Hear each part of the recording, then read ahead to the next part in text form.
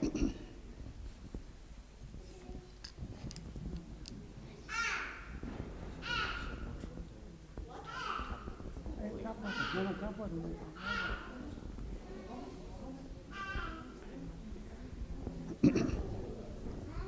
بالله من الشيطان الرجيم. بسم الله الرحمن الرحيم.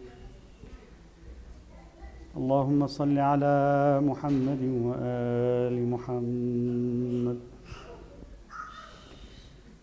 اللهم إني أسألك برحمتك التي وسعت كل شيء وبقوتك التي قهرت بها كل شيء وخضع لها كل شيء وذل لها كل شيء، وبجبروتك التي غلبت بها كل شيء، وبعزتك التي لا يقوم لها شيء، وبعظمتك التي ملأت كل شيء، وبسلطانك الذي على كل شيء، وبوجهك الباقي بعد فناء كل شيء، وبأسمائك التي ملأت أركان كل شيء،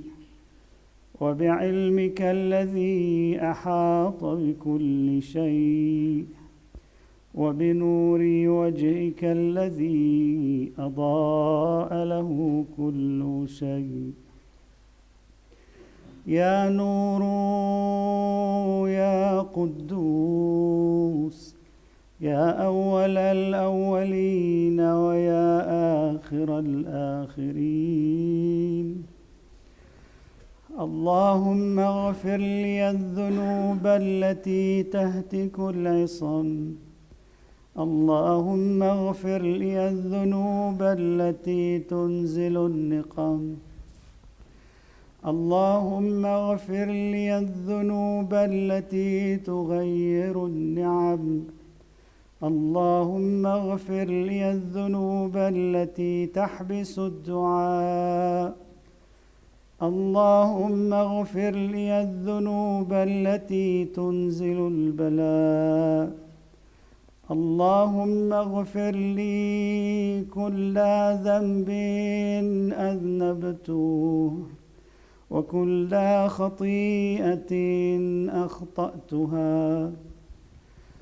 اللهم إني أتقرب إليك بذكرك وأستشفع بك إلى نفسك، وأسألك بجودك أن تدنيني من قربك، وأن توزعني شكرك، وأن تلهمني ذكرك.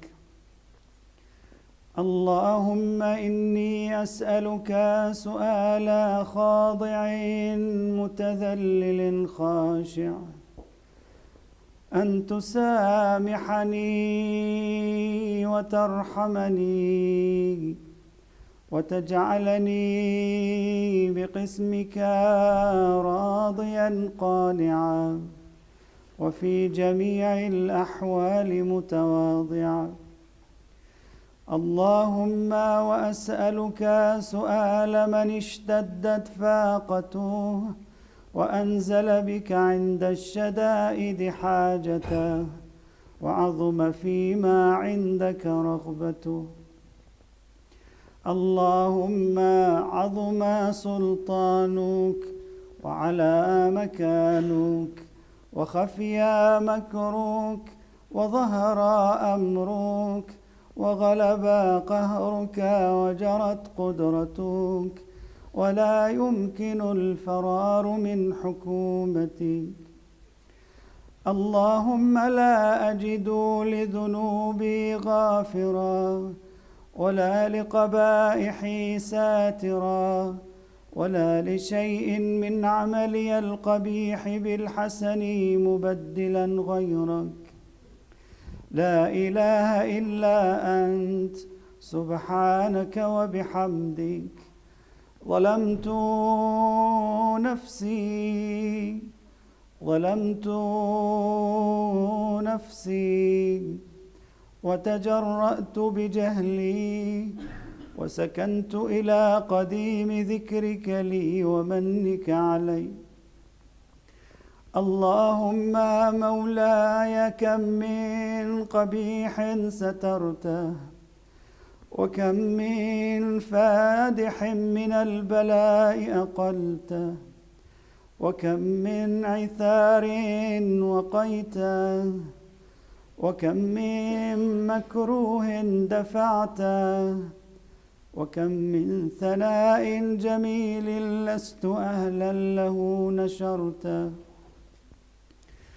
اللهم أعظم بلائي وأفرط بي سوء حالي وقصرت بي أعمالي وقعدت بي أغلالي وحبسني عن نفعي بعد آمالي وخدعتني الدنيا بغرورها ونفسي بخيانتها ومطالي يا سيدي.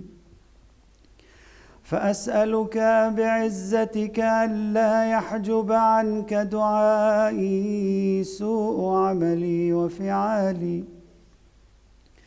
ولا تفضحني بخفي ما اطلعت عليه من سري ولا تعاجلني بالعقوبة على ما عملته في خلواتي من سوء فعلي وإساءتي ودوام تفريطي وجهالتي وكثرة شهواتي وغفلتي.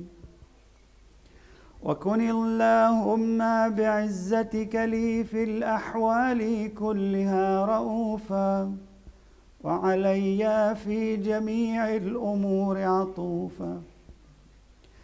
إلهي وربي من لي غيرك أسأله كشف ضري والنظر في أمري.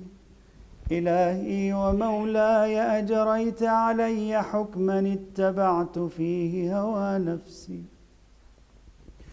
ولم أحترس فيه من تزيين عدوي فغرني بما أهوى وأسعده على ذلك القضاء فتجاوزت بما جرى علي من ذلك بعض حدودك وخالفت بعض أوامرك فلك الحجة علي في جميع ذلك ولا حجة لي فيما جرى علي فيه قضاؤك وألزمني حكمك وبلاؤك.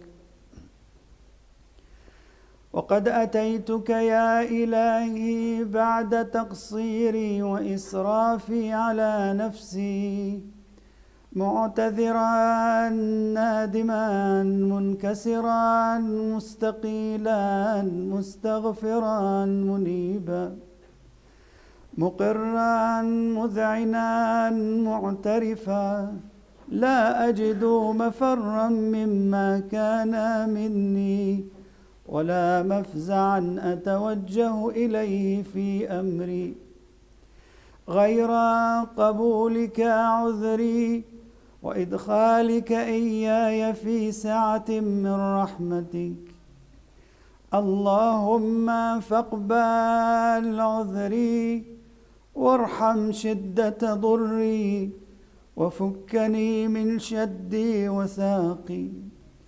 يا رب ارحم ضعف بدني ورقة جلدي ودقة عظمي يا من بدأ خلقي وذكري وتربيتي وبري وتغذيتي. هبني لابتداء كرمك وسالف برك بي يا إلهي وسيدي وربي. أتراك معذبي بنارك بعد توحيدك وبعد من طوى عليه قلبي من معرفتك ولهج به لساني من ذكرك واعتقده ضميري من حبك، وبعد صدق اعترافي ودعائي خاضعا لربوبيتك. هيهات، أنت أكرم من أن تضيع من ربيته، أو تبعد من أدنيته، أو تشرد من آويته، أو تسلم إلى البلاء من كفيته ورحمته. وليت شعري يا سيدي وإلهي ومولاي، أتسلط النار على وجوه خرت لعظمتك ساجدة، وعلى ألسن نطقت بتوحيدك صادقة، وبشكرك مادحة، وعلى قلوب اعترفت بإلهيتك محققة، وعلى ضمائر حوت من العلم بك حتى صارت خاشعة، وعلى جوارح سعت إلى أوطان تعبدك طائعة، وأشارت باستغفارك مذعنة. ما هكذا الظن بك، ولا أخبرنا بفضلك عنك يا كريم يا رب. وأنت تعلم ضعفي عن قليل من بلاء الدنيا وعقوباتها، وما يجري فيها من المكاره على أهلها، على أن ذلك بلاء ومكروه، قليل مكثوه، يسير بقاؤه، قصير مدته. فكيف احتمالي لبلاء الآخرة وجليل وقوع المكاره فيها، وهو بلاء تطول مدته ويدوم مقامه، ولا يخفف عن أهله، لأنه لا يكون إلا عن غضبك وانتقامك وسخطك، وهذا ما لا تقوم له السماوات والأرض. يا سيدي، فكيف بي وأنا عبدك الضعيف الذليل الحقير المسكين المستكين، يا إلهي وربي وسيدي ومولاي. لأي الأمور إليك أشكو، ولما منها أضج وأبكي، لأليم العذاب وشدته، أم لطول البلاء ومدته؟ فلئن صيرتني للعقوبات مع أعدائك، وجمعت بيني وبين أهل بلائك، وفرقت بيني وبين أحبائك وأوليائك، فهبني يا إلهي وسيدي ومولاي وربي. صبرت على عذابك، فكيف أصبر على فراقك؟ وهبني صبرت على حر نارك، فكيف أصبر عن النظر إلى كرامتك؟ أم كيف أسكن في النار ورجائي عفوك؟ فبعزتك يا سيدي ومولاي أقسم صادقا، لئن تركتني ناطقا لأضجن إليك بين أهلها ضجيج الآملين، ولأصرخن إليك صراخ المستصرخين، ولأبكين عليك بكاء الفاقدين، ولأنادينك أين كنت يا ولي المؤمنين، يا غاية آمال العارفين، يا غياث المستغيثين، يا حبيب قلوب الصادقين، ويا إله العالمين. أفتراك سبحانك يا إلهي وبحمدك تسمع فيها صوت عبد مسلم سجن فيها بمخالفته وذاق طعم عذابها بمعصيته وحبس بين أطباقها بجرمه وجريرته وهو يضج إليك ضجيج مؤمل لرحمتك ويناديك بلسان أهل توحيدك ويتوسل إليك بربوبيتك. يا مولاي فكيف يبقى في العذاب وهو يرجو ما سلف من حلمك؟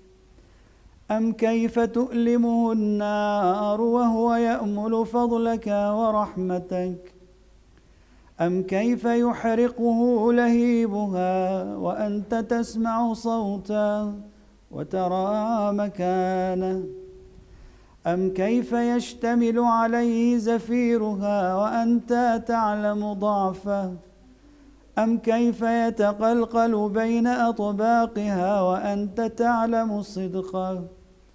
أم كيف تزجره زبانيتها وهو يناديك يا ربا؟ أم كيف يرجو فضلك في عتقه منها فتتركه فيها؟ هيهات هيهات، ما ذلك الظن بك ولا المعروف من فضلك ولا مشبه لما عاملت به الموحدين من برك وإحسانك. فباليقين أقطع لولا ما حكمت به من تعذيب جاحديك وقضيت به من إخلاد معانديك لجعلت النار كلها بردا وسلاما وما كانت لأحد فيها مقرا ولا مقاما. لكنك تقدست أسماؤك أقسمت أن تملأها من الكافرين من الجنة والناس أجمعين وأن تخلد فيها المعاندين. وأنت جل ثناؤك قلت مبتدئا وتطولت بالإنعام متكرما. أفمن كان مؤمنا كمن كان فاسقا لا يستوون. إلهي وسيدي فأسألك بالقدرة التي قدرتها وبالقضية التي حتمتها وحكمتها وغلبت من عليه أجريتها أن تهب لي في هذه الليلة وفي هذه الساعة كل جرم أجرمته وكل ذنب أذنبته وكل قبيح أسررته وكل جهل عملته كتمته أو أعلنته أخفيته أو أظهرته وكل سيئة أمرت بإثباتها الكرام الكاتبين الذين وكلتهم بحفظ ما يكون مني وجعلتهم شهودا علي مع جوارحي وكنت أنت الرقيب علي من ورائهم والشاهد لما خفي عنهم وبرحمتك أخفيت وبفضلك سترت. وأن توفر حظي من كل خير تنزله أو إحسان تفضله أو بر تنشره أو رزق تبسطه أو ذنب تغفره أو خطأ تستره.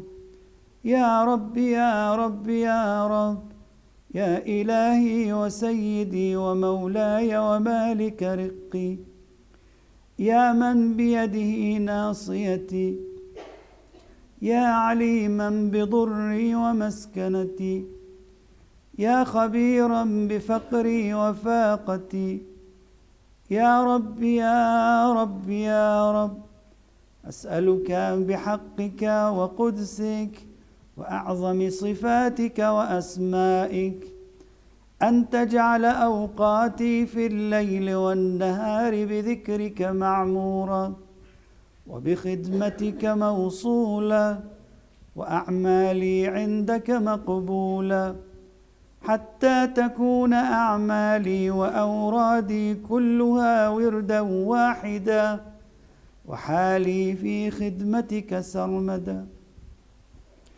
يا سيدي يا من عليه معولي، يا من إليه شكوت أحوالي، يا رب يا رب يا رب، قو على خدمتك جوارحي، واشدد على العزيمة جوانحي، وهب لي الجد في خشيتك والدوام في الاتصال بخدمتك، حتى أسرح إليك في ميادين السابقين، وأسرع إليك في المبادرين، وأشتاق إلى قربك في المشتاقين، وأدنو منك دنو المخلصين، وأخافك مخافة الموقنين، وأجتمع في جوارك مع المؤمنين.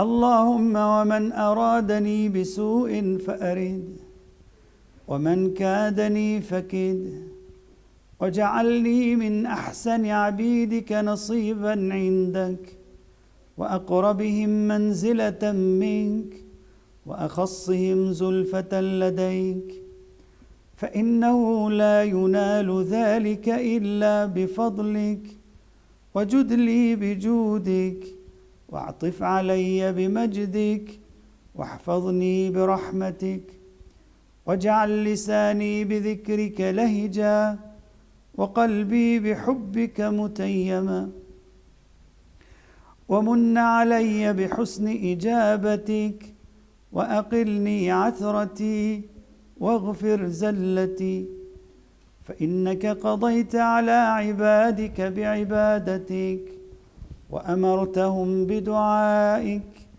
وضمنت لهم الإجابة.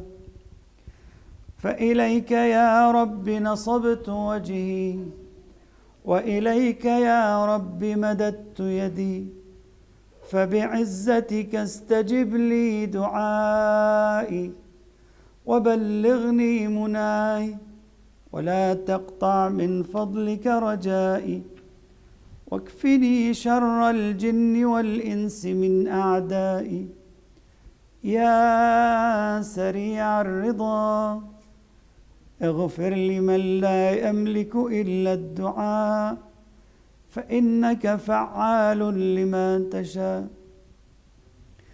يا من اسمه دواء، وذكره شفاء، وطاعته غنى، ارحم من رأس ماله الرجاء، وسلاحه البكاء.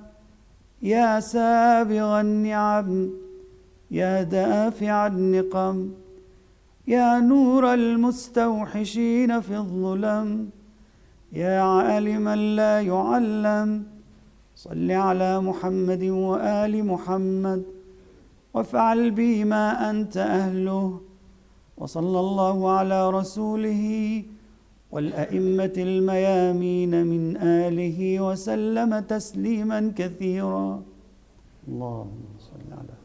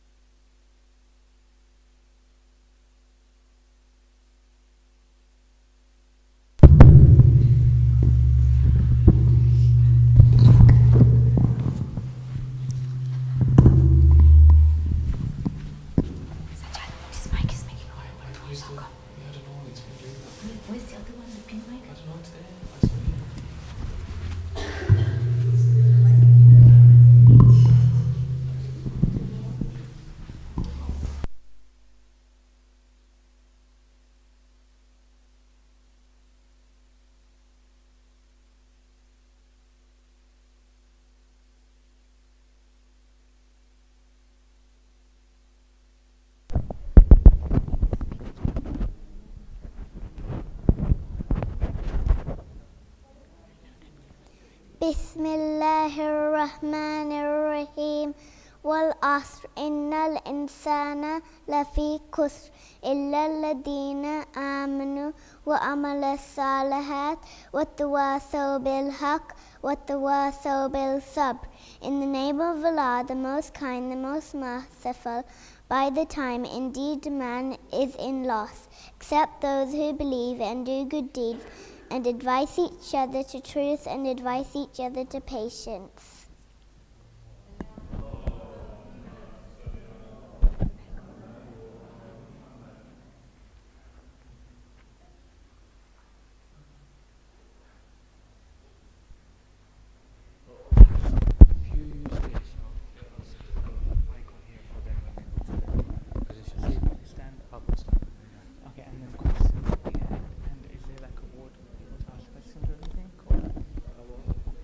So like how, huh? I have no idea what the structure is. No, I know what the structure is. So what's your question? But I mean, is there a way for people to ask questions or anything? Or we can just point out at the end, but then someone will have to, or I'll repeat. Yeah? See how we go over here and then whatever we'll improvise. Okay, alright, sounds good.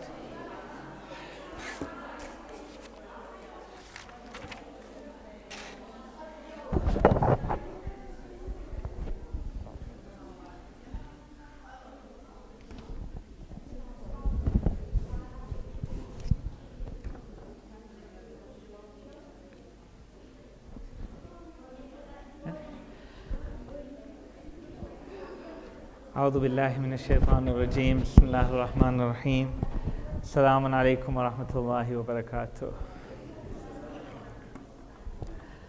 Welcome to another Time for Change debate. Our motion today is that this House believes that Muslims don't matter in the UK.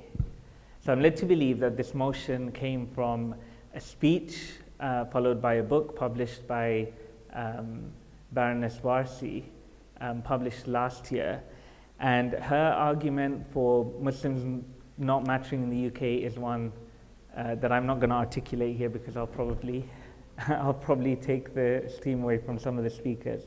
It is a very interesting topic in light of everything going on in the world today, given that we have just been witnessing the genocide in Gaza, and the spotlight has been firmly on the Muslims both there, but on the movement for a free Palestine across the world, including in the UK, and the reaction of the Muslims all over the world.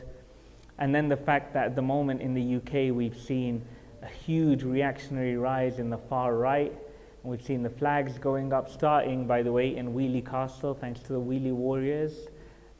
So it's a very, very timely topic. We're also seeing right now a lot of shining lights come out of the Muslim world. We're seeing Zohran Mamdani and the mayoral election going on in New York.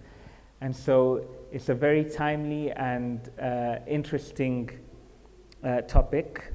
So without further ado, I'd like to introduce the teams that will be arguing for and against the motion.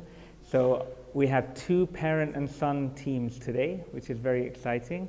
Arguing for the motion, please welcome Farah Ghulam Ali and Rahil with a salawat ala Muhammad wa ali Muhammad.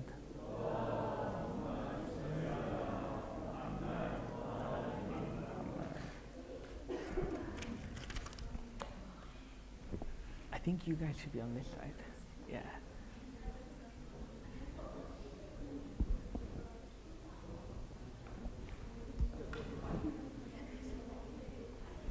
Okay. And arguing against the motion, please welcome Sheikh Tadri and Jawad with a salawat ala Muhammad wa ali Muhammad.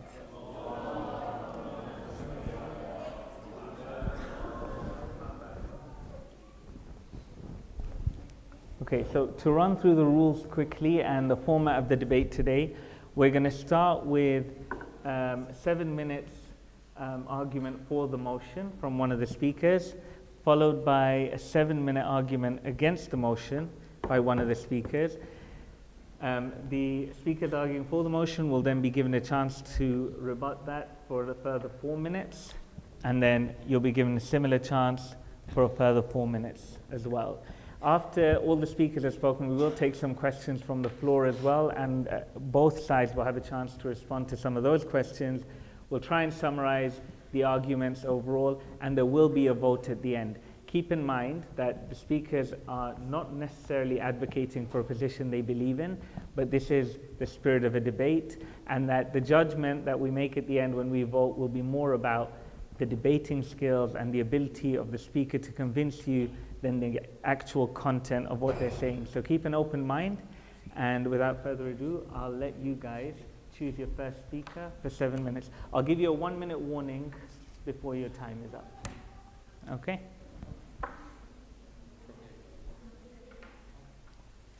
There you are.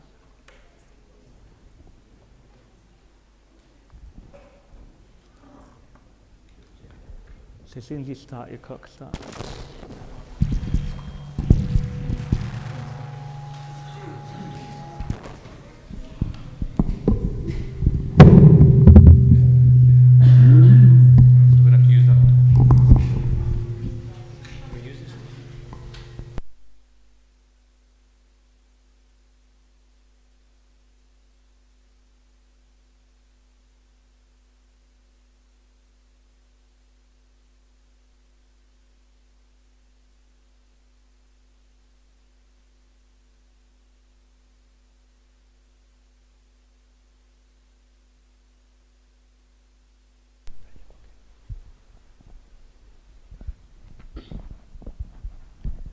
Do Muslims in the UK matter?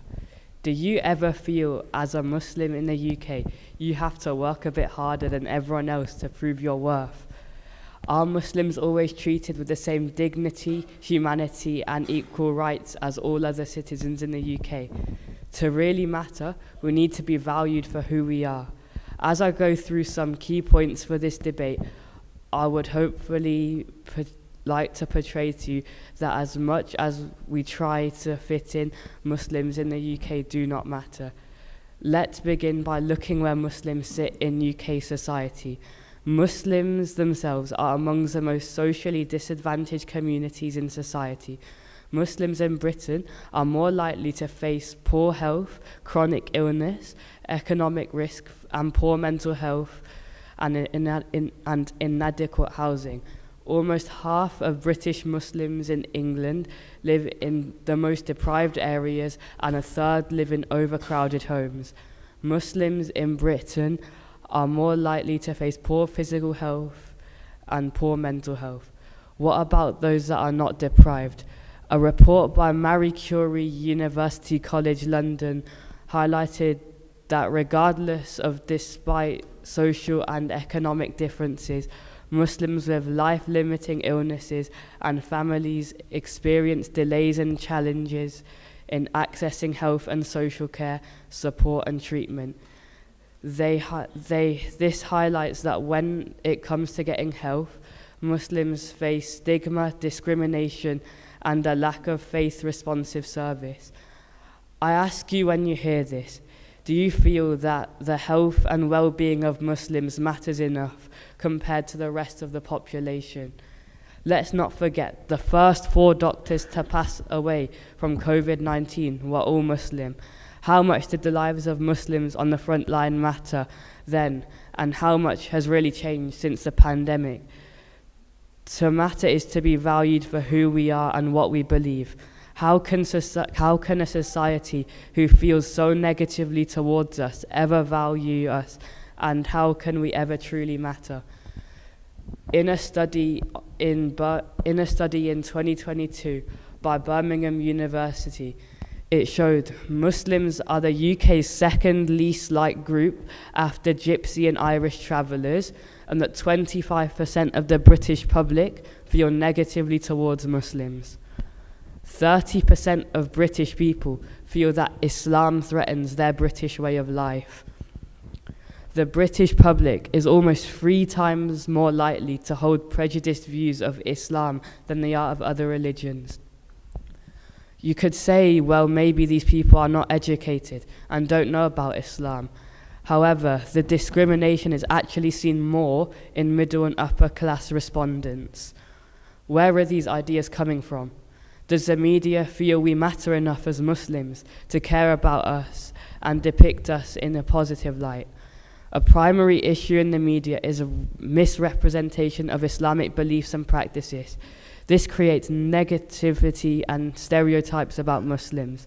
An example is the way the media often shows Muslim women in hijab as oppressed, ignoring the cultural and diverse and personal reasons of wearing a headscarf.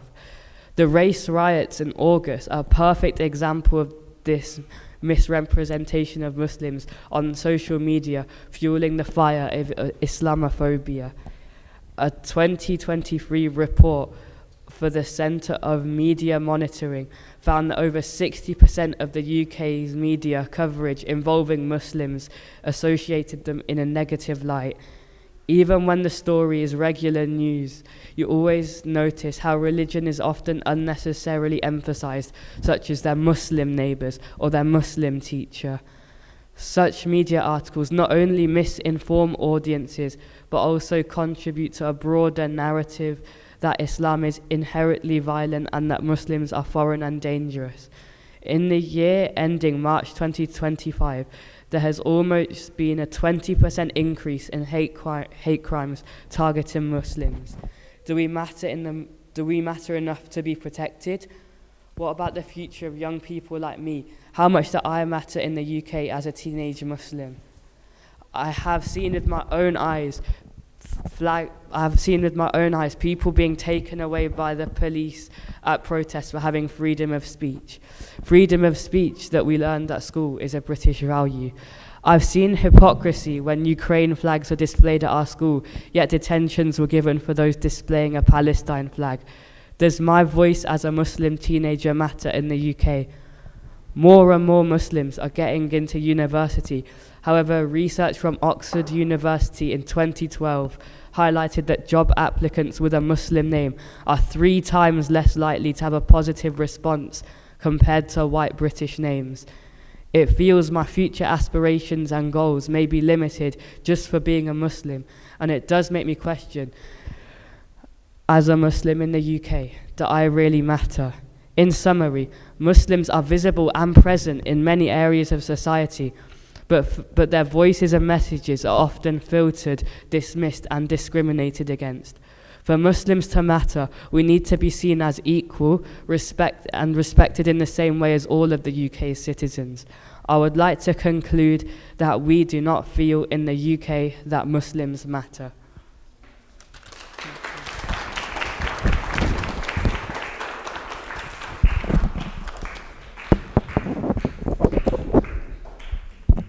So much for that, Rahil, and your timing was absolutely perfect. Thank you very much.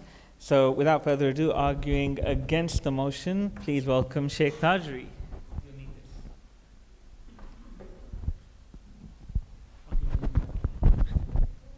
One minute more.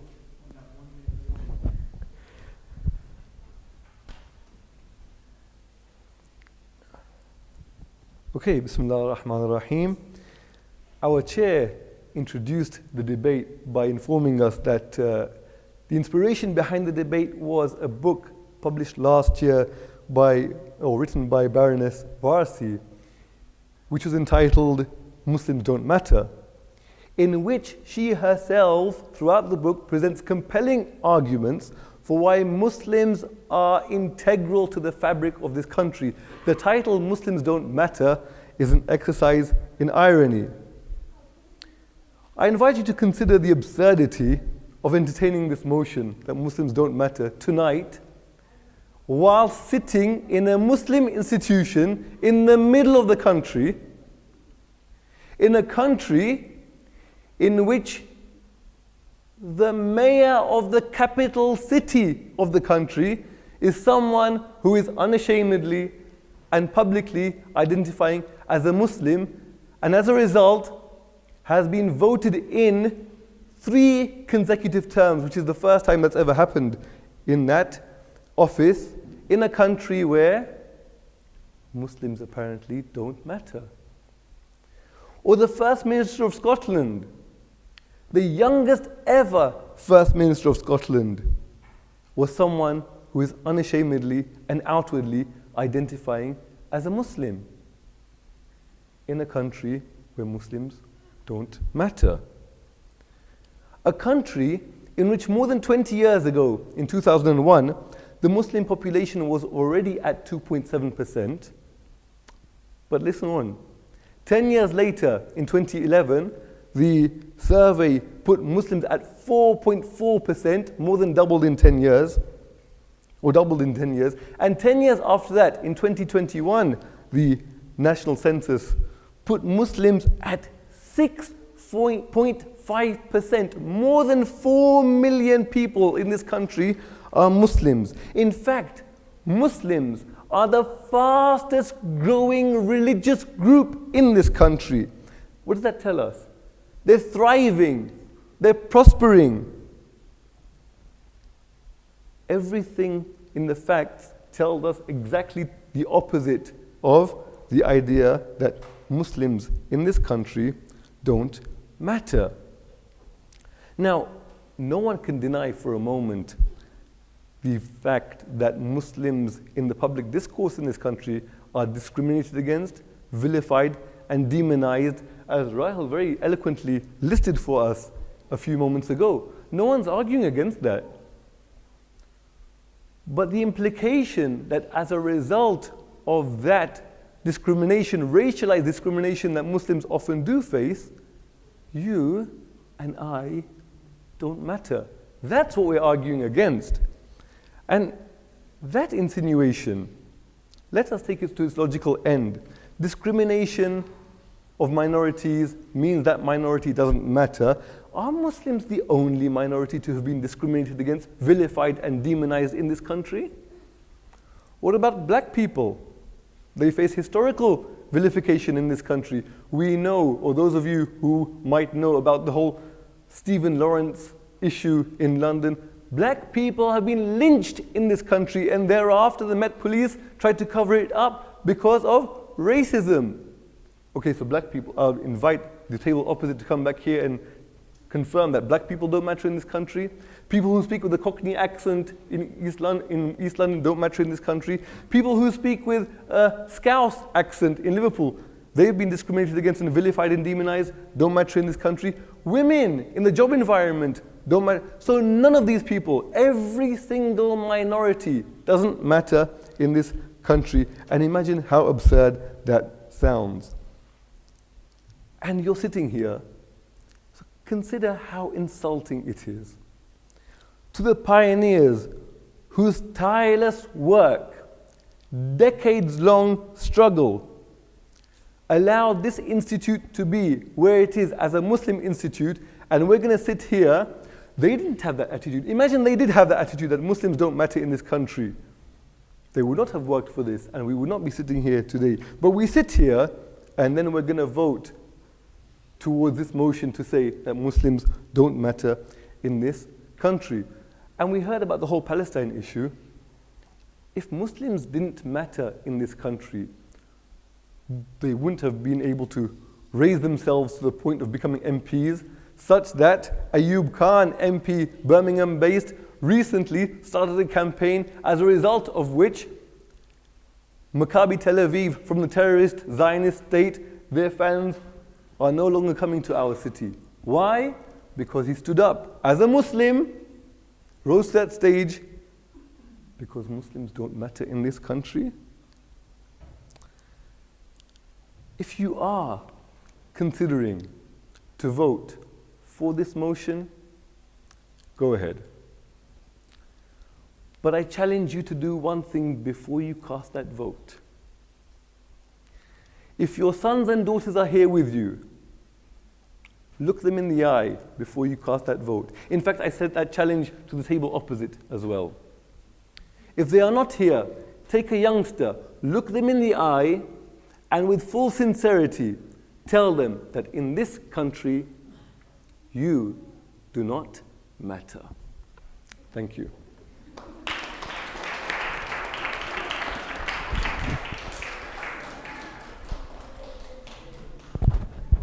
Thank you very much, Sheikh Rajvi. That was excellent timing as well.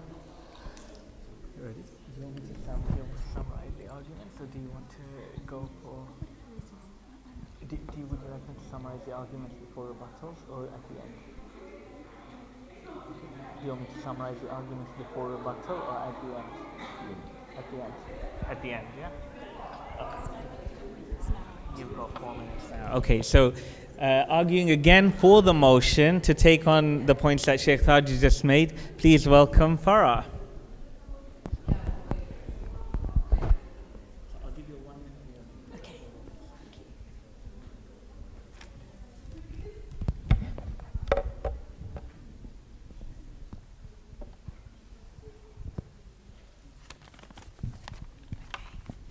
Thank you for this chance. I'd like to rebut some of the arguments made by respected Sheikh. So, Sheikh began this talk by mentioning that we're sitting in an institution as Muslims, having a dedicated space, and I wouldn't disagree. Yes, we are very lucky. However, is this just an example, a marginalized place where this can happen? Are we able to feel free and open up and talk the same way and so comfortably in our own workplaces, in our own schools? Do our children feel discriminated against for wearing hijab, fasting in Ramadan, having different political views? In workplaces, are people treated the same? Do people have a chance to pray? Do they have months like Ramadan respected and time off?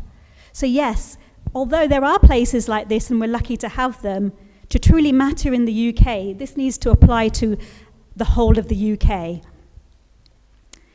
And if I remember correctly, at the time of the riots, we had some quite muscly men outside this same institution trying to protect us. Did we really need protecting at the time of the riots if we really mattered? If we really felt that unsafe to need protection? That would make me argue that maybe we're not feeling as safe as we should do. You mentioned Sadiq Khan as our mayor of London, and yes, we're all very proud to have a mayor, but also a mayor that needs constant security, who has constant death threats. And yes, we have our mayor, but we know that overall the representation in Parliament, we're only 4% of all MPs. And yes, there are more and more Muslims coming up within Parliament and political views, but we're not up where we should be. The platforms are not given for the Muslims to actually change policies, to change the way that people think about foreign policy and what's going on in our country. Sheikh was correct in saying that there are many groups that are discriminated against in this country. But as Rahel pointed out, we do know it is the Muslim groups that are the most discrimination against is at the Muslim groups, with 36% having the most discrimination against across all class groups, across all socio-economic groups. And we have people in this room, you know, people who are teachers, doctors, lawyers, people we look up to, mothers, all of these people that need respected. And we, yes, contribute and inspire. But what we need to do is, we're not just here to provide labor for the country and to be people who are working, but what we need to be doing is, are we being valued in the greater society for what we're doing? Not just within our own homes or within our own jobs. Are we just labor at the end of the day? Or are we contributing, so using these inspirational skills we have and then being treated equally and valued? So finally, I'd like you to also look in your eyes, as Sheikh had suggested. Look into your children's eyes, just as you would do every day, and look in those eyes and tell your children, do you want to be second best? Do you want to have to work harder than everybody else? And do you deserve to be the number one and be respected for who you are without having to compromise your amazing Muslim values that you have? Thank you.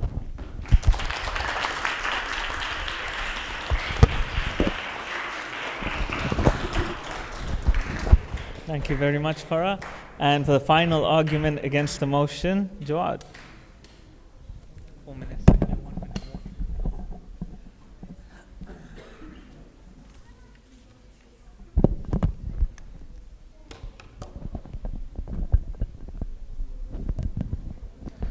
Assalamu alaikum, everyone. So the motion that we have here today is that Muslims don't belong. But number one, this isn't just wrong, it's dangerous. Because arguments that say Muslims don't integrate, Muslims are outsiders, Muslims, their cultures clash, they collapse under their own weight. First, we have to ask ourselves, what makes Britain Britain? Well, British values. What are British values? Democracy, fairness, equality, tolerance, freedom of religion. If Islam didn't belong, then it would go against those British values and deny the values that Britain itself was built upon. Furthermore, Islam promotes the same values as the British values, means that Muslims are more than compatible in British society. Muslims integrate in British life. Muslims are a part of everyday life. For example, the NHS. We have thousands of Muslim doctors, thousands of Muslim nurses, thousands of pharmacists, opticians, saving British lives. In the education system, we have Muslim teachers shaping the next generation. In our sports facilities, we have Mo Farah, a British Olympic champion who's proud to be Muslim. As we mentioned in politics, Sadiq Khan, the mayor of the financial center of the world. Muslims are integrated into British society. Muslims matter. Yes, we may face extremism. Yes, some may say that Muslims are being against British values. But that's not the motion. The motion is, do Muslims matter? The fact that we had to be protected by men, the fact that Sadiq Khan has to be protected means that he matters for Britons, means that British people have to be protected, and that means Muslims matter in Britain. Lastly, we have our contribution. Muslims contribute so much to British society. Muslims contribute tens of billions of pounds of tax helping British society. We have tens of thousands of workers in the NHS, which is a higher percentage than the proportion in our national population. For example, Dr. Muhammad Khan, who's originally from Pakistan, migrated to Belfast and performed the region's first coronary angioplasty. If he wasn't a Muslim, that wouldn't have happened. Charity. Well, if people might say, well, Muslims don't help Britons. Well, Muslims donate over £1 billion annually in charity, which is more than double the proportion that in the rest of the population. This helps Britain survive. Without Muslims, Britain would be weaker, not stronger. Imagine empty wards with sick and dying people. No doctors. Why? Because there's no Muslims. Imagine no food banks. Starvation of Britons. Why? Because there's no Muslims. Imagine the NHS in even more trouble than it already is right now. Why? Because there's no doctors, there's no nurses. Why? Because there's no Muslims. This doesn't make sense. Muslims are not outsiders. We belong. We contribute. We integrate.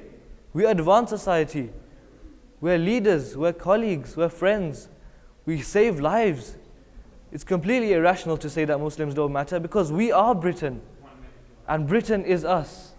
And with that, I'd like you to think about, do Muslims actually don't matter? Do you think, would you look at yourself in the mirror and say, no, I don't think I matter? That doesn't make sense, does it? Thank you very much.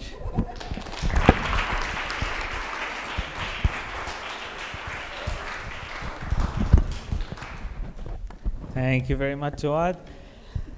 Okay, so we've all heard excellent arguments all around, and we're going to start by taking some questions from the floor before we go to a vote. I'm going to try and do a quick summary, which I'll try and keep fair to both sides.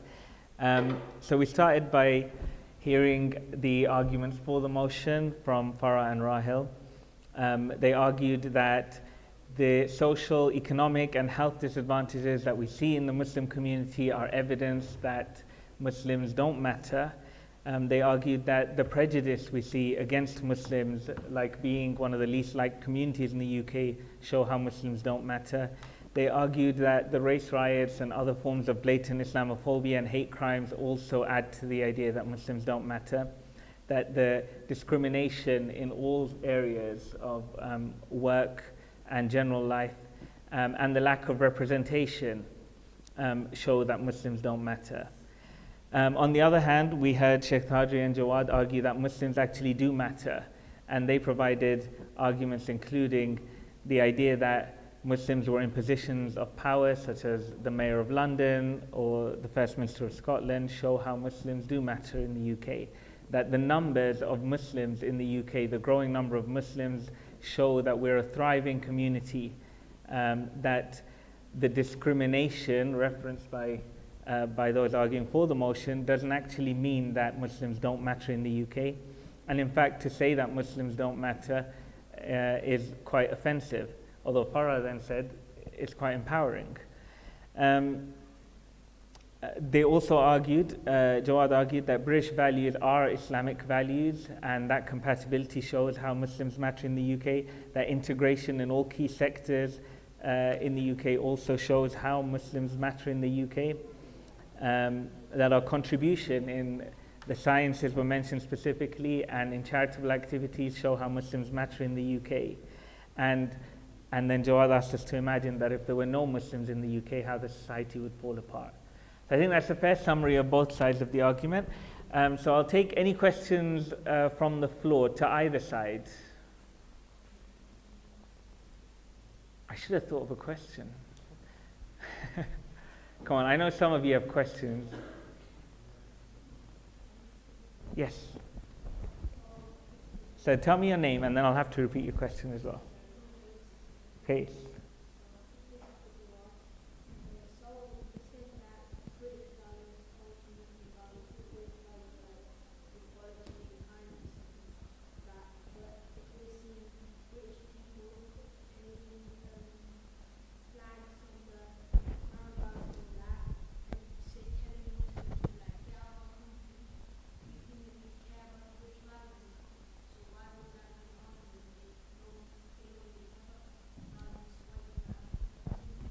Okay, that's a wonderful question from Case, and he's addressing it to Jawad, but I'll give you guys a chance to respond as well. Case says that that Jawad mentioned British values and how Islamic values are compatible, but what we're actually seeing in the behavior of people more recently is like the painting on the roundabouts and the raising of the flags, which demonstrates that people themselves are not following these British values. Is that right, Case? Yeah? Does that not show how Muslims don't matter? So firstly, those painting of flags was not only against Muslims, it was against everyone who's not ethnically white. It's for black people, against Asians, against South Asians, against Africans. So are you saying that black people don't matter as well? Are you saying that Bengali people don't matter? Are you saying South Indian people don't matter as well? That's number one. Number two, the fact that those white people don't follow British values, that doesn't mean that we don't matter. That doesn't mean we don't matter. That doesn't mean we don't contribute to society. We still do. Just because they go against British values doesn't mean we don't matter. Okay, thank you, Jawad. Do you want to say anything? You don't have to. Yeah, so thank you, Case. That's a really good point about the flags, and you mentioned that it doesn't mean it's just Muslims, but remember, Muslims, we fall under so many of those categories. We're so many ethnic groups as well, so you're actually attacking Muslims and so many ethnic groups at the same time. So I would say that's even more offensive, the fact that it's applying to so many different people. And yes, I feel that Muslims don't matter, because how long did the flags have to stay up for? How long are they still up for? And where are our politicians, where are our people within Birmingham answering questions about them and raising people's concerns about them? They've been very slow to take up any concerns from the Muslim and any other communities about them.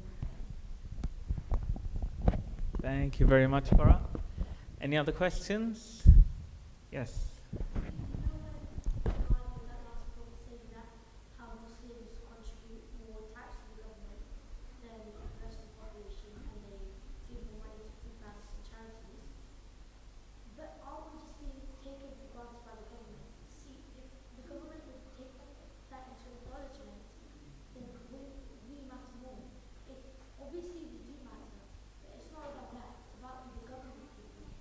Okay, that's a great question, thank you. So this is in reference to Jawad's point that Muslims as a community contribute a higher proportion of tax revenues. But the question is, does that actually mean we matter, or is that contribution appreciated by the government? Does the government think we matter because we pay more tax? So actually, I didn't say that we pay more tax. I said we pay tens of billions of tax yearly. I said we have more workers in the NHS. We have more proportion of workers compared to that of the national population, meaning we've integrated more into British society. We're not paying more tax compared to Britons. We are we're saving more lives, that's true, because we've got more people in the NHS. And that means we're making an effort. That means we do matter because they're accepting us into the NHS. We're integrated as part of society and we're contributing to it as well. Do you guys want to say anything to that?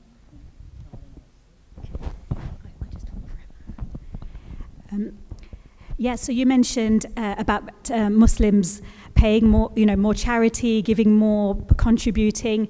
I would ask you, when do you ever hear these stories on the media about Muslims to say, oh, it's Ramzan, this is how much was collected in Ramzan, or this is how much, these are some Muslim food banks that are going on in Ramzan, or any time of the year. It's not just about tokenism, just in Ramzan. And yes, they do contribute to the NHS, but we're more than just labour. And working in the NHS itself, there is a lot of discrimination even within the NHS. So we contribute, but also there is discrimination within the institution itself. Okay, thank you very much. We have time for a couple more questions. Any questions? Yes, brother. Oh, sorry, there's one from the lake. Can I take one from Sania first?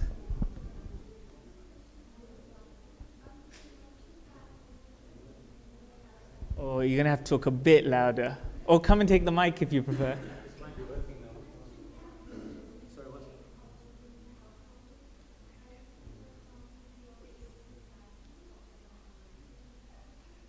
It's society's fault that Muslims in the UK are more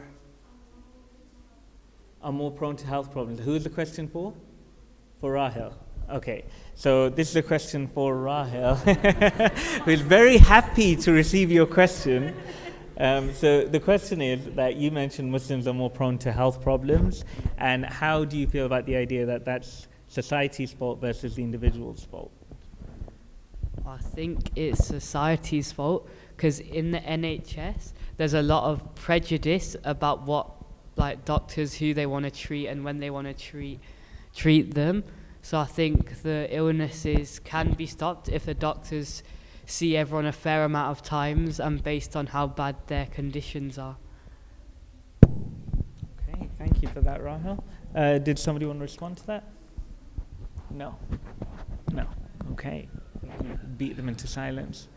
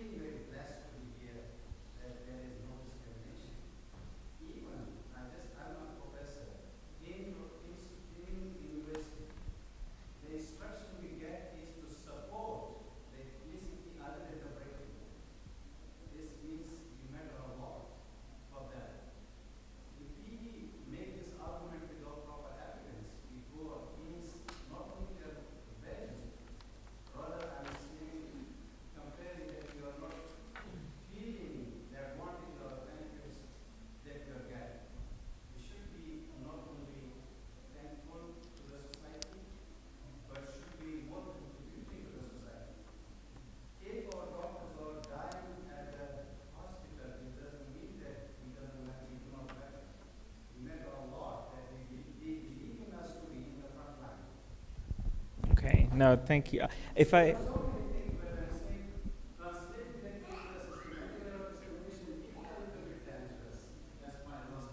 So the question. So correct me if I misinterpret your question, but the question is about whether or not, when we say Muslims do not matter, are we talking about the sentiment that we're feeling in society, or are we talking about discrimination at a systematic level, so at a systemic level.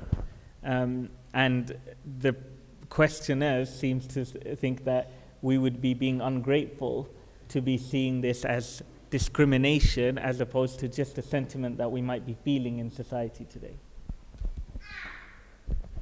I think that what you're saying is sort of true, but I think we don't matter to the people who are running the media and high up in the government, because in the news they refuse to portray us in a positive light, like constantly, and there's still flags everywhere, which shows like the government aren't really bothered about how we're feeling. So does that really mean we matter to them? You guys wanna? I think on both of those fronts, I wouldn't have any qualms contesting anything about discrimination on both of those levels, be it on a personal sentiments of feeling discriminated against when we see acts of racism and racialized discrimination, or even at a systemic level. And not trying to sound like a conspiracy theorist, but we know there has been evidence of systematic discrimination within the Metropolitan Police, for example, within the NHS. So even at that level, in the public discourse, with the Rahel mentioned the Center for Media Monitoring, there is an obvious discrimination and vilification of Muslims at a systematic level. I agree with that completely. What I contest is, as a result of those obvious matters of discrimination, that means Muslims don't matter. Because as I mentioned, we are not the only, or Muslims are not the only minority to be discriminated against systematically. This country has seen waves of minorities being discriminated against at a systemic level.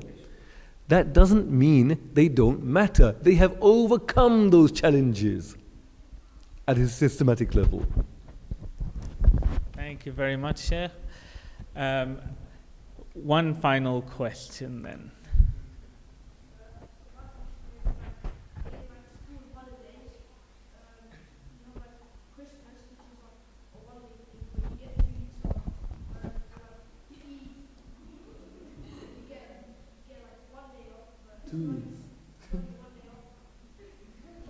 All right, it's a good question. So I think what he's asking is that if Muslims do matter, how come we don't get a full 2 weeks off for Eid, or more time for Ramadan?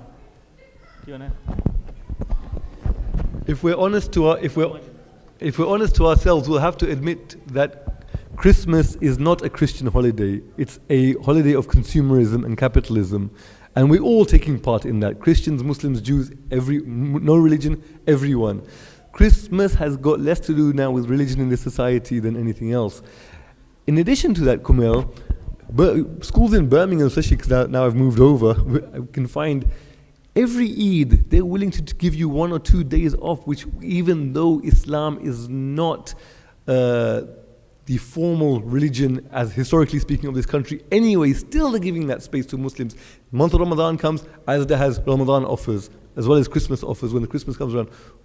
Everything around us is showing us we do matter. Thank you, Sheikh.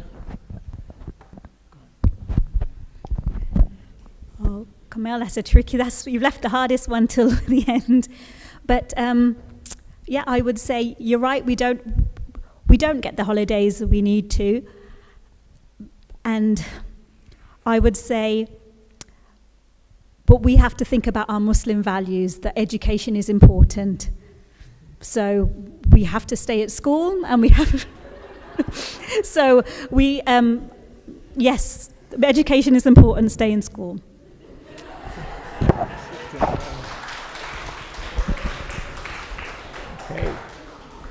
Okay, and on that note, I think we have enough there to go for a vote. So I think we'll try and do this by a show of hands. I'm hoping there'll be an overwhelming... challenge before they cast their vote. I set them a challenge if they want to vote in a certain direction. Yeah, I mean, Sheikh's reminding you of his challenge to look each other in the eyes and do all that romantic stuff if you want to.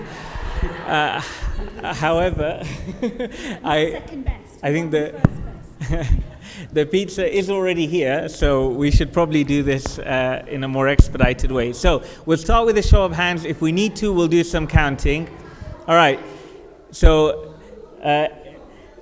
to pass the motion, which was, to remind you and to remind myself, this House believes that Muslims don't matter in the UK. If you agreed with the arguments of Farah and Rahil and you'd like to pass the motion, please raise your hands now.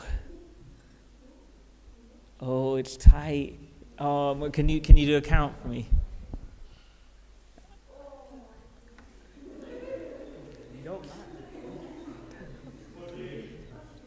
Hey? 40? Oh, John, I had a number in my head. Okay. John, can you help me just do a quick count as well?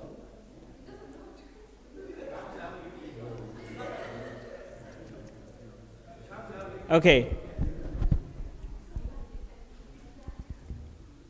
How many again? 21? Okay. 21 for the motion. And if you want to vote against the motion, if you don't believe, if you believe Muslims do matter in the UK, raise your hands now. Oh. No, I didn't. Or on my own. 3, 4, 5, 6, 7, 8, 9, 10, 11, 12, 13, 14, 15, 16, 17.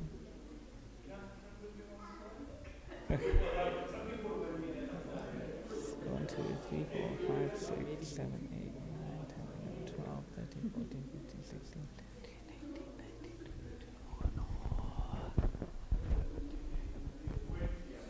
I got 21. I got 21. I'm not sure. Oh. Hey? Oh. Call it a draw. I think that would be fair. I mean, I'm happy to make a vote. Am I allowed to do that? No, I'm kidding. I think we are going to call that a draw. I think that was 21 votes each. So thank you very much and well done to both the teams.